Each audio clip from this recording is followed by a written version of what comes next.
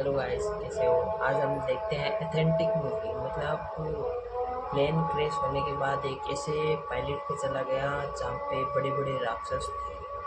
ठीक है, आगे मूवी में क्या होता है मैंने वैसे देखी नहीं है, देखते हैं साथ में। चलो गाइस।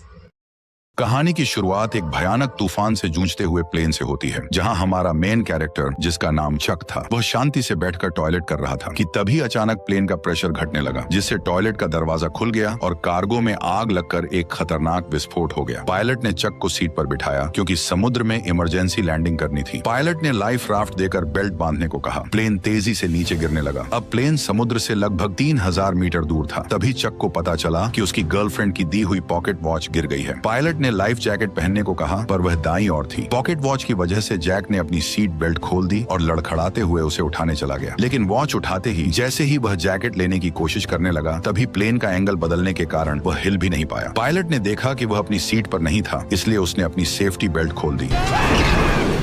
तेज झटकों से पायलट बुरी तरह घायल हो गया। पायलट ने प्लेन को समुद्र की सतह पर धीमी गति से टच कराया, लेकिन गलत लैंडिंग से पानी केबिन में भर गया। सेफ्टी बेल्ट न बंधे होने की वजह से चक की जान बच गई। तभी अचानक प्लेन का ऊपरी हिस्सा फट पड़ा और समुद्र का पानी प्लेन के अंदर भरने लगा। लेकिन किस्मत से चक के हाथ में इन्फ्लेटेबल राफ्ट था, पर जैसे ही उसने उसे खोला, तभी अचानक राफ्ट से जुड़ा हुआ हिस्सा प्लेन में फंस गया। डूबता हुआ एरोप्लेन चक को राफ्ट के साथ नीचे खींचने लगा, पर चक की किस्मत अच्छी थी क्योंकि राफ्ट से जुड़ी हुई रस्सी अचानक टूट गई और इस तरह लाइफ राफ्ट ने उसे खींचते हुए मौत के मुंह से बाहर निकाल लिया। आखिरकार चक सही सलामत समुद्र की सतह तक पहुंच गया। उसने अपनी पूरी ताकत लगाकर राफ्ट पर चढ़ने की कोशिश की और मरते दम तक राफ्ट के किनारे को कसकर पकड़े रहा, लेकिन वह धीरे धीरे उस इंजन की ओर बहने लगा जो अभी भी चल रहा था। पीछे खतरा देखकर उसने तुरंत आंखें बंद कर ली। तभी इंजन में आग लग गई और विस्फोट की लहर ने उसे उछालकर फिर से समुद्र में गिरा दिया। पूरा प्लेन एक जोरदार ब्लास्ट के साथ धीरे धीरे समुद्र में डूब गया, लेकिन खतरा अभी टला नहीं था। चक को न केवल समुद्र की तेज आंधी तूफान का सामना करना पड़ा, बल्कि एक के बाद एक उठती विशाल लहरों को भी झेलना पड़ा। वह बस लाइफ राफ्ट की रस्सी को कसकर पकड़े रहा। इसी तरह पता नहीं कितनी देर बीत गई और अचानक लाइफ राफ्ट की हवा निकल गई। तेज चट्टानों ने उसे फाड़ दिया। इसका मतलब था कि वह आखिरकार किनारे पर पहुंच गया था। वो अपनी आखिरी ताकत जुटाकर लाइफ राफ्ट को घसीटते हुए किनारे तक लाया। अगली सुबह जब धूप उसके चेहरे पर पड़ी, तब उसे महसूस हुआ कि वह जिंदा है और छोटे से आइलैंड पर बहकर आ गया है। लेकिन मौत के मुंह से बच निकलने के बाद भी उसे कोई राहत नहीं मिली, क्योंकि वह नहीं जानता था कि इस अनजान जगह पर उसे कौन कौन सी खतरनाक चीजों का सामना करना पड़ेगा। वह चलते चलते प्लेन से बिखरी हुई चीजें उठाता गया और आइलैंड के अंदर अपने ही जैसे लोगों की खोज शुरू कर दी। लेकिन जब उसने चारों ओर नजर डाली, तो उसका स्वागत केवल कभी खत्म न होने वाले सन्नाटे ने किया। इससे यह साफ था कि वो एक ऐसे आइलैंड पर फंस चुका था जो दुनिया के नक्शे पर भी नहीं था।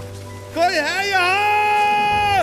यहाँ फंसकर मर न जाए, इसलिए उसने खुद को बचाने के लिए तरह तरह के उपाय सोचने शुरू कर दिए। लेकिन इस समय उसके पास समुद्र तट पर हेल्प का निशान लिखने के अलावा कोई कारगर तरीका नहीं था। जल्दी ही रात का अंधेरा छा गया और वह अब भी उम्मीद कर रहा था कि कोई गुजरती हुई नाव उसे देख ले। लेकिन जैसे जैसे रात होती गई, उसकी उम्मीदें भी धीरे धीरे चारों ओर के सन्नाटे की वजह से डर में बदलती गईं। वह जंगल के बेहद खतरनाक जीवों की आवाज सुनकर लगातार डर से कांपता रहा। अगले दिन उसने इकट्ठा की गई चीजों से एक काम चलाओ रेस्टिंग प्लेस बनाया और प्लेन से निकले सामान की जांच शुरू कर दी। अब उसके पास उसकी गर्लफ्रेंड द्वारा दी गई एक पॉकेट वॉच के अलावा और कुछ भी काम का नहीं बचा था। अपनी गर्लफ्रेंड के साथ बिताए पलों को सोचते हुए उसे इस प्लेन में आने का और भी ज्यादा पछतावा हुआ। दरअसल केली के बिजनेस ट्रिप पर जाने से पहले उसने चक को एक पॉकेट वॉच दी थी, ताकि क्रिसमस पर लौटते ही दोनों एक दूसरे से शादी कर लें। लेकिन एक अचानक हुई विमान दुर्घटना ने इस शादी को यहीं पर रोक दिया। जब उसके सभी फैमिली मेंबर यह मान चुके थे कि चक इस हादसे में मारा गया है, तब भी वह जिद के साथ जिंदा रहा। लेकिन इस सुनसान आइलैंड पर खाना पीना बहुत बड़ी मुसीबत बन गया था और चक कब तक टिक पाएगा यह भी किसी को नहीं पता था। उसने अपनी कंपनी के बहुत से पार्सल वापस इकट्ठा किए, लेकिन उसने उन्हें खोलने का फैसला नहीं किया, क्योंकि उसके लिए यह उसके काम की ईमानदारी थी। चाहे वह अनजान टापू पर ही क्यों न फंसा हो, पर वह अब भी ग्राहकों के भरोसे को तोड़ना नहीं चाहता था। कल जो उसने समुद्र तट पर हेल्प के साइन बनाए थे, वे भी समुद्र की लहरों से कब के मिट चुके थे। उसे कुछ खराब लकड़ियों का इस्तेमाल करके फिर से हेल्प लिखना पड़ा। धीरे धीरे चक के मन में जिंदा रहने की चाह और भी बढ़ती जा रही थी। उसे पता था कि अगर यहाँ से निकलना है तो हर हाल में जिंदा रहना होगा। लेकिन इस वीरान छोटे टापू पर सख्त नारियल के अलावा उसे खाने लायक कुछ भी नहीं मिला, और क्योंकि उसके पास नारियल खोलने का कोई औजार नहीं था, इसलिए नारियल खोलना भी उसके लिए बेहद मुश्किल काम बन गया था। फिर उसने एक धारदार पत्थर से आखिरकार नारियल को फोड़ दिया और उसके पानी का स्वाद लेने लगा, जो उस पल उसके लिए अमृत जैसा था। लेकिन वह केवल नारियल से संतुष्ट नहीं हुआ। चक ने पेट भरने के लिए इस छोटे से टापू के अन्य हिस्सों की भी खोज करने का फैसला किया। वह यहाँ की सबसे ऊंची चोटी पर चढ़कर सब कुछ देखना चाहता था, लेकिन नुकीले पहाड़ी पत्थरों ने उसकी राह मुश्किल कर दी। इसलिए उसने पत्थर से अपनी पैंट का कपड़ा काटा, उसमें पत्ते मिलाए और एक जोड़ी जूते बना लिए। लेकिन जब वह पहाड़ की चोटी पर पहुंचा तब उसे पता चला कि यह सचमुच एक सुनसान टापू ही है। चारों ओर दूर दूर तक फैला समुद्र था, लेकिन उसके अलावा कोई और इंसान नजर नहीं आ रहा था। जब वह निराश होकर सोच रहा था कि आखिर वो कैसे अपनी जान बचा सकता है, तभी दूर एक अजीब सी चीज ने उसका ध्यान खींचा। वह बिना सोचे समझे उस चीज की ओर दौड़ पड़ा। उसे लगा था कि वह भी उसी की तरह जिंदा बचने वाला कोई पायलट है, लेकिन जब चक ने उस पायलट को पलट कर देखा तो पाया कि वह तो काफी समय पहले ही मर चुका था। दुखी मन से उसने पायलट की लाश को आइलैंड पर घसीट लिया और उसके पास से कुछ काम की चीजें इकट्ठा करने लगा। उसने एक जोड़ी अभी भी पहनने लायक जूते, एक टॉर्च जो अब भी जल सकती थी और एक बेकार हो चुका बटुआ अपने पास रख लिया। इसके बाद उसने पायलट के लिए एक कब्र खोदी और उसकी लाश को उसमें दफना दिया और उसकी मरने की तारीख एक चट्टान पर लिख दी। शाम के समय चक समुद्र तट पर बैठा अपने जूतों को निहार रहा था। उसके मन में एक अजीब सी उदासी थी। उसे लगा कि शायद अगली बार जो उस कब्र में लेटा होगा वह खुद ही होगा। इसे वजह से रात में चक सो नहीं सका। उसे समझ आ गया था कि अगर वह ऐसे ही हाथ पर हाथ रखे बैठा रहा तो उसका मरना तय है। इसलिए अगले दिन उसने जंगल में जिंदा रहने की कला सीखी। उसने पेड़ों की पत्तियों पर जमी ओस को इकट्ठा कर नारियल के खोल में जमा किया, क्योंकि उसे पीने के लिए साफ पानी चाहिए था। उसने लकड़ी की छड़ी को नुकीला कर मछलियों को पकड़ने का भाला बनाया। भले ही यह सब बेवकूफी भरा था, पर इस लगातार कोशिश ने उसे निराश नहीं होने दिया। उसी रात टॉयलेट करते वक्त उसने एक रोशनी देखी। वह जोर से चिल्लाया ताकि उस नाव का ध्यान खींच सके। उसे लगा जैसे उसे अब और यहाँ रहना नहीं पड़ेगा। उसने टॉर्च से संकेत दिया कि कोई उसे देख ले, लेकिन दूरी ज्यादा होने की वजह से यह हल्की सी रोशनी किसी काम की नहीं थी। जैसे जैसे वह रोशनी उसकी नजरों से धीरे धीरे ओझल होती गई, उसका दिल गुस्से और बेबसी से भर गया। इसलिए अगली सुबह सूरज निकलते ही वह बेसब्री से फटी राफ्ट लेकर उस जहाज की दिशा में बढ़ चला, क्योंकि यह उसके कई हफ्तों की कोशिशों के बाद मिली एकमात्र बच निकलने की उम्मीद थी। वह इसे यूं ही खोने को हरगिज तैयार नहीं था। हालांकि वह जैसे तैसे समुद्र को पार करना चाहता था, लेकिन वह बार बार लहरों की मार के आगे हार जाता था। उसने अनगिनत बार हिम्मत दिखाई, लेकिन हर बार समुद्र की लहरों ने उसे पीछे धकेल दिया। लेकिन फिर भी वह हार मानने को तैयार नहीं था। उसने बहुत कोशिश की, लेकिन आखिरकार समुद्र की लहरों ने उसे अपने अंदर समा लिया। पानी के अंदर पहुंचते ही अचानक उसकी जांघ एक नुकीले समुद्री पत्थर से टकरा गई और एक तेज दर्द ने चक की जांघ को खूनम खून कर दिया। इस वक्त उसमें अब और आगे बढ़ने की ताकत नहीं बची थी। वह बस टूटी फूटी राफ्ट को घसीटते हुए बुरी हालत में किनारे लौट आया। शाम के समय अचानक आसमान में तेज आंधी और मूसलाधार बारिश शुरू हो गई, जिससे पहले से ही घायल चक की मुसीबतें और बढ़ गईं। वह राफ्ट की मदद से केवल कंपनी के सामानों को ही ढक सका। फिर वो बारिश से बचने के लिए खून से बहती टांग के साथ कोई और जगह ढूंढने लगा। तभी उसे एक छोटी सी गुफा मिल गई और खुद को होश में रखने के लिए उसने कुछ घूंट गंदा बारिश का पानी पी लिया। लगभग पूरी तरह थक जाने के साथ उसका घायल शरीर अब और सहन नहीं कर सका और वह जमीन पर बेहोश हो गया। उसके पीछे रखी टॉर्च की बैटरी खत्म होते ही वो भी अंधेरे में डूब गई। अगले दिन चक फिर से तेज दर्द के साथ जागा। उसकी टांग के घाव में कीड़े लगने के लक्षण दिखाई दे रहे थे। इस सुनसान जगह पर अगर इसका इलाज ना हुआ तो उसे और भी बड़े खतरे का सामना करना पड़ेगा। जिंदा रहने की थोड़ी सी भी उम्मीद पाने के लिए उसे अपने मन की जिद छोड़नी पड़ी और उसने उन पार्सलों को खोलने का फैसला किया। पैकेजों में उसे एक दर्जन वीडियो टेप, एक गिफ्ट की तरह सजाया गया वॉलीबॉल, एक सुंदर महिला की लंबी ड्रेस और सबसे स्टाइलिश दिखने वाली एक जोड़ी स्केट्स मिले। लेकिन आखिरी पार्सल को उसने खोलने का फैसला नहीं किया। शायद इसलिए कि वह निराश नहीं होना चाहता था, या शायद इसलिए कि वह अपने लिए एक उम्मीद बचाकर रखना चाहता था। उसने पार्सल की पैकिंग में इस्तेमाल हुए फोम को अपने घाव पर लगाया। फिर जूतों के फीते खोलकर उसने उनसे काम चलाऊ पट्टी बांध ली। जूतों के ब्लेड उसके सबसे काम आने वाले औजार बन गए और लंबी ड्रेस की काली जाली से उसने एक आसान मछली पकड़ने का जाल बना लिया। मछली पकड़ने के औजार की मदद से कई दिनों बाद वह आखिरकार पहली बार पेट भर खाना खा सका।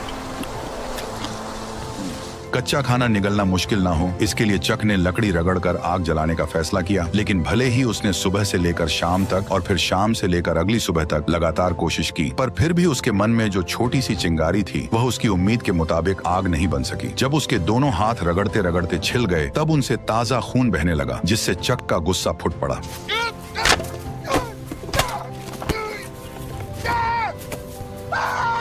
आइलैंड की मुश्किल जिंदगी और पुरानी चोटों ने उसे पूरी तरह तोड़ दिया था। चक ने किनारे बैठकर अपने घावों को पानी से साफ किया और तेज दर्द ने उसे परेशानी का एहसास फिर से करा दिया। अब उसके लिए जिंदा रहना एक ऐसा सवाल था जिससे वह भाग नहीं सकता था। अभी अभी गुस्से में फेंकी गई वॉलीबॉल उसके पैरों के पास पड़ी थी, जिस पर उसकी ताजा लाल हथेली की छाप बहुत ही चमकदार दिख रही थी। तभी उसके दिमाग में एक अजीब ख्याल आया। उसने अपनी लार से हथेली के निशान पर 2 आंखें और ऊपर हल्की सी मुस्कान बना दी। अब वह वॉलीबॉल एक इंसान के चेहरे जैसी लगने लगी लगी थी। शायद बहुत ज्यादा अकेले रहने के कारण उसने तय किया कि वो इस चेहरे को अपना दोस्त बना लेगा। उसने वॉलीबॉल का नाम विल्सन रखा और उसे अपने पास रख लिया ताकि वह उसकी जिंदगी में उसका साथ दे सके। यह दृश्य थोड़ा अजीब जरूर था, लेकिन कम से कम उसे अकेला होना महसूस नहीं हुआ। विल्सन की निगरानी में चक को जैसे फिर से पूरी ताकत मिल गई। जैसे जैसे वह तेजी से लकड़ी को घिसता गया, लकड़ी के टुकड़ों के बीच सचमुच चिंगारी निकल आई। जलती आग को देखकर चक बहुत खुश हो गया, जैसे उसने कोई बड़ी जंग जीत ली हो। यह आग उसके लिए खाना पकाने की अच्छी स्कीम होने के साथ अपने यहाँ होने का सिग्नल भेजने की भी अच्छी जुगाड़ थी। रात में वह खाते हुए विल्सन से अपनी हालत पर बात करता है। उसकी कैलकुलेशन के हिसाब से वह अब लगभग 4000 मील से भी अधिक दूर निकल आया था। यानी अगर वह चाहे कि कोई उसे ढूंढ ले तो उसके मिलने की संभावना लगभग नामुमकिन थी। लेकिन अब चक के पास कोई रास्ता नहीं था। वह बस खुद को मजबूत कर जिंदा रहने की कोशिश करता रहा। कच्चा खाना खाने और गंदगी से उसके खराब दांत सूजकर इन्फेक्टेड हो गए। आखिरकार असहनीय दर्द के कारण उसने ठान लिया कि वह अपने दांत को निकाल देगा। उसने एक हाथ में स्केट वाली छुरी दांत पर टिकाई और दूसरे हाथ में पत्थर लिया। उसने सोचा कि लंबे दर्द से बेहतर है एक बार का दर्द। फिर उसने जोर से वार कर दिया। जंगल में जिंदा रहने में एक्सपर्ट होने के बाद भी उसकी आंखों में अब वह चमक नहीं रही थी। 4 सालों के अंदर चक अब एक जंगली आदमी बन गया था। हालांकि मछली पकड़ने में माहिर होने से उसे मांस की कमी नहीं थी, लेकिन उसकी आंखों में पहले जैसी जीने की गुंजाइश गायब हो चुकी थी। अब वह बच निकलने की कोई उम्मीद नहीं रखता था और हर दिन का जिंदा रहना बस उसकी अकेलेपन का एक और दिन था। पर कुछ समय बाद उसे चट्टान के किनारे से एक टिन का टुकड़ा मिला और वो उसे समुद्र तट पर ले आया। लेकिन जैसे ही समुद्री हवा ने उस टिन के टुकड़े को गिरा दिया, तभी अचानक उसके दिमाग एक आइडिया में आया। अगर वह इसका इस्तेमाल समुद्र की लहरों को चीरने के लिए कर सके तो शायद सच में उसके पास इस जगह से निकलने का मौका हो सकता है। यह आइडिया आते ही उसने एक पल और इंतजार नहीं किया। उसे इस सुनसान टापू पर से जल्द निकलना था। चक तुरंत हरकत में आ गया। सबसे पहले उसे एक नाव बनानी थी। उसने बहुत सारी टहनियां इकट्ठा की और उन्हें एक साथ रखा। फिर जंगली रस्सियों का इस्तेमाल किया और सबको एक साथ बांध दिया। यहाँ तक कि बेकार वीडियो टेप को भी रस्सी बना लिया। अब चक की मेंटल स्टेट बिगड़ने लगी थी। उसे लगने लगा कि विल्सन उसे देख रहा है और उसे जाने नहीं देना चाहता। इसी वजह से उस रात वह विल्सन से झगड़ पड़ा। मैं अपनी पूरी जिंदगी तुमसे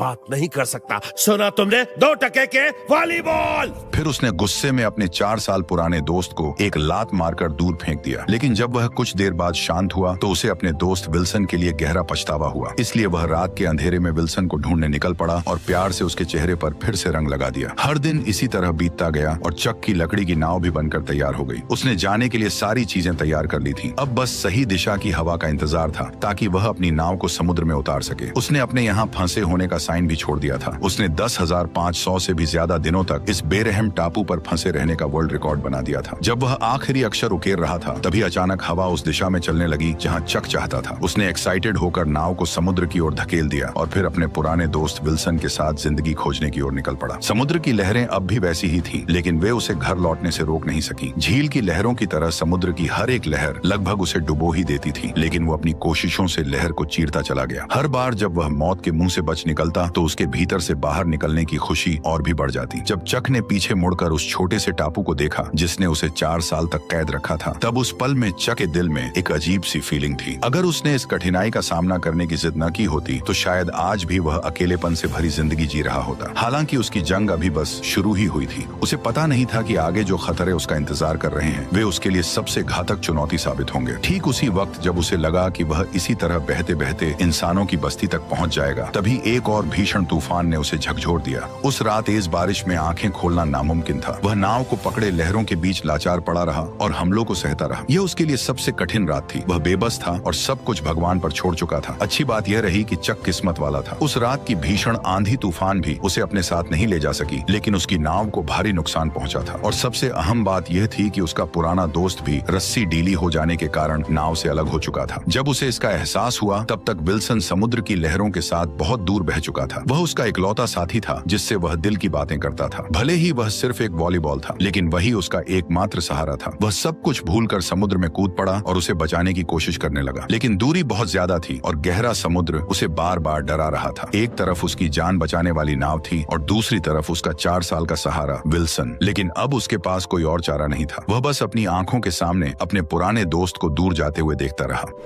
विल्सन, मुझे माफ कर देना। इस तरह उसने अपना इकलौता दोस्त खो दिया और एक बार फिर अकेलापन और बेबसी ने उसे पूरी तरह घेर लिया। लगभग पूरी तरह से टूट चुकी लकड़ी की नाव को देखते हुए और चारों ओर फैले समुद्र को निहारते हुए इस पल चक को बहुत अच्छी तरह समझ आ गया कि वह अब कभी भी अपने घर वापस नहीं जा सकेगा। जिस वजह से जो उसके भीतर जीने की इच्छा अभी अभी जगी थी वह पूरी तरह टूट गई। आखिरकार उसने नाव का चप्पू भी फेंक दिया और तय कर लिया कि अब वह बस चुपचाप इंतजार करेगा कि समुद्र जल्द से जल्द उसे निगल जाए। ठीक उसी समय जब चक ने मौत का सामना करने के लिए खुद को तैयार किया तभी एक ऐसी सीटी की आवाज गूंज उठी जिसे उसने सिर्फ अपने सपनों में ही सुना था। वह उम्मीद खोए हुए अपनी आखिरी ताकत जुटाकर मुड़ा और देखा कि एक विशाल मालवाहक जहाज उसके सामने तैर रहा था। तभी जहाज में मौजूद सभी लोगों ने चक को भी देख लिया और इस तरह कई सालों की कठिनाइयों के बाद चक आखिरकार फिर से प्लेन में बैठकर अपने घर लौट आया। उसकी सही सलामत जिंदा लौट आने की कहानी ने उसे पूरे शहर में मशहूर कर दिया। लेकिन चक को इन सब बातों से कोई फर्क नहीं पड़ता था। वह बस अपनी गर्लफ्रेंड से मिलना चाहता था जिसे उसने 4 साल से नहीं देखा था। लेकिन जब उसकी गर्लफ्रेंड की बजाय एक आदमी दरवाजा खोलकर सामने आया तो वह हैरान रह गया। उस आदमी ने चक से कहा, मैं केली का हस्बैंड हूं, जेरी लवेट।